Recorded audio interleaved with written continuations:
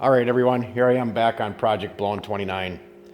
I've decided I'm going to start a whole new series of videos just on the build of the engine. As I call it Project Blown 29 for reasons is because it's going to have a blown flathead in it. And I've decided it's going to be such a special engine, and there's just not a lot of them out there. I've searched everywhere to try and find every bit of information I can on building a blown Ford Flathead, and there's not a lot because there's just not a lot of them have been built. One reason is you don't end up with a lot of horsepower when you're done. I mean, stock horsepower is like 100. A very well built blown motor, you'd be on the top side of 300. You know, 330, 340 horse. You know, some people have built bigger, more horsepower engines. I'm shooting for about 300 on this engine. I want a good streetable engine, and so I'm not going to push all the edges. I just want a good streetable, dependable engine that I can basically run pump gas in. I'm not going to run a lot of boost on it. I'm going to do most of the stuff to get as much horsepower as I can out of it, but there's a couple things that I'm not going to end up doing just because expense-wise. These are extremely expensive engines to build. I've built an AMC motor before, extremely expensive too. I don't know why I picked these motors that just absolutely break the pocketbook trying to build them, but I mean, just a rough estimate, I'm going to have $8,000-$10,000 just in this engine when it's done. And that's me doing a lot of the work myself. A lot of the custom machine work I'm doing myself. All the porting I'll be doing myself. The assembly I'm doing myself. I mean, the blueprinting, all that stuff I'm doing myself. So I'm saving thousands right there.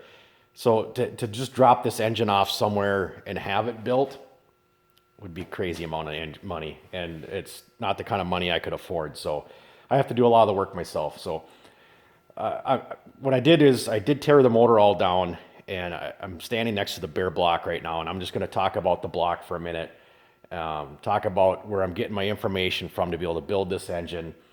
Tomorrow I'm dropping it off at the engine shop to have it pressure checked and magnaflux. They're going to clean it also. They're going to clean the block out and check it for cracks. And I can already obviously see cracks in the engine. So when I tore the engine apart, I got really nervous. Oh God, my block's cracked. I'm starting with a junk engine right off the bat. And well, with a little bit of research, I found out these Ford Flatheads, that was their signature series, was cracks. They came right out of the factory with cracks in them. So nothing to be alarmed at where some of these cracks are already that I can see. The big deal is if the cracks are going to be in the ports and stuff. If there's a crack in the port, or if there's where the valves sit, or if there's a crack into a cylinder, those are going to be an issue. I can already see this engine's had 5 sleeves put in it in the past. This engine was built a couple years ago, and I think they did a pretty good job. When I tore it apart, it was actually pretty good inside. The crank looked good, the bearings looked good. You know, the oil it wasn't as nasty as it could have been in there. I mean, it cleaned up pretty good, but every time I touch this engine, I get just this smear of black on my hands I can't get back off. So let's just take a look at the block here, and you'll see in the background here too, I do have the frame back for the project here too from the sandblaster. I brought a bunch of parts up to him, and all the sandblasting looks great, so I can kind of move forward with finishing the chassis. But let's go ahead and take a look at the block here, and I'll show you right down here where I can already see some cracks, and that is going to be like right in here. It's right where the head bolts go. So that's a water jacket. There's the head bolts. So there's a crack running between there. There's a minor crack running upwards from there, and there's cracks down here. So, but like I said, that's very typical. They actually said that's part of the part number on a flathead, I guess, is the cracks. So I guess it's just very standard.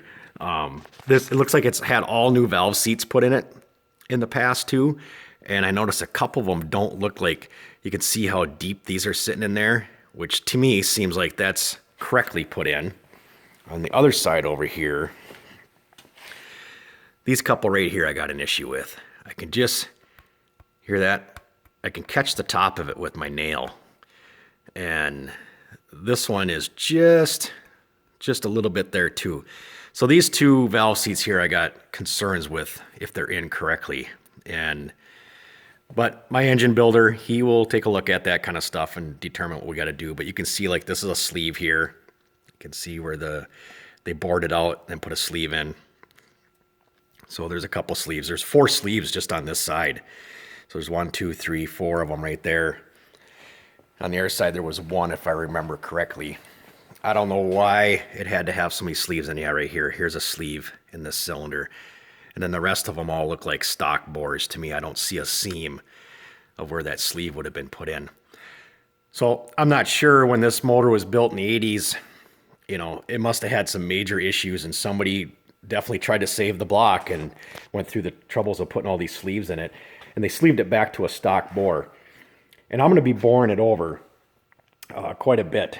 I'll be building a 276 cubic inch out of this motor. And so we'll be boring it out quite a bit. I have Ross Forged pistons for it. I've ordered all the parts. I have the pistons, the rings.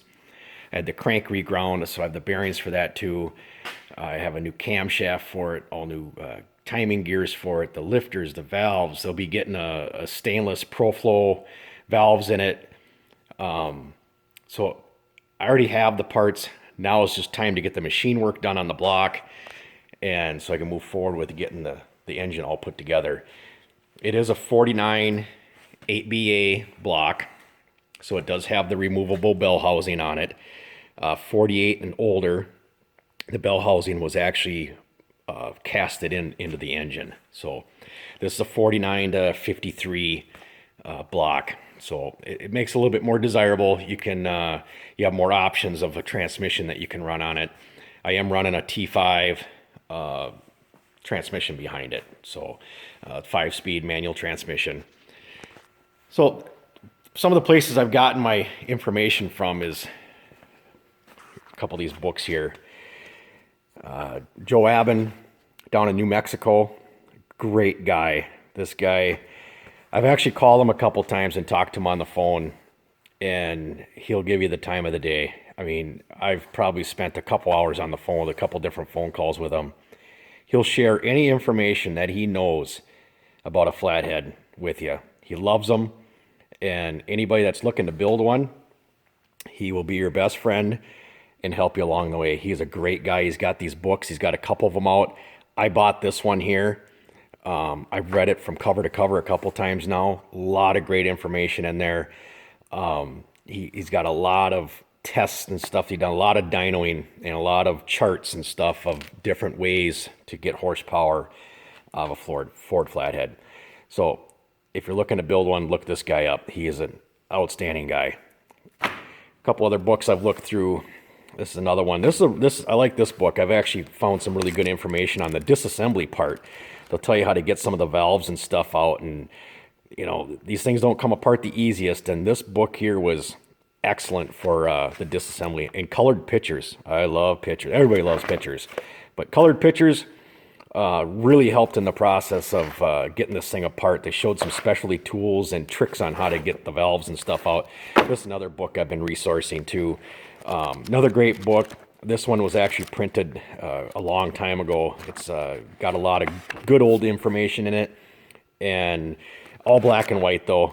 Just, you know, it's kind of tough for me. It's just kind of tough to see what's going on in the picture when it's in black and white. I really like this one here that was in color. I bought that book off of eBay, I believe.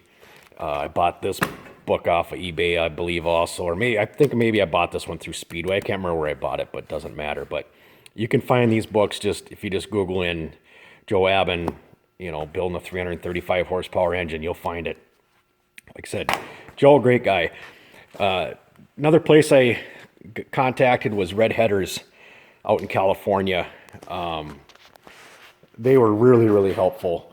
Very, very helpful. I actually ordered almost all my parts from them. And I actually just made a phone call with them one day. Talked to one of their sales guys on the phone for a couple minutes, and then we just started emailing back and forth so information wasn't getting lost.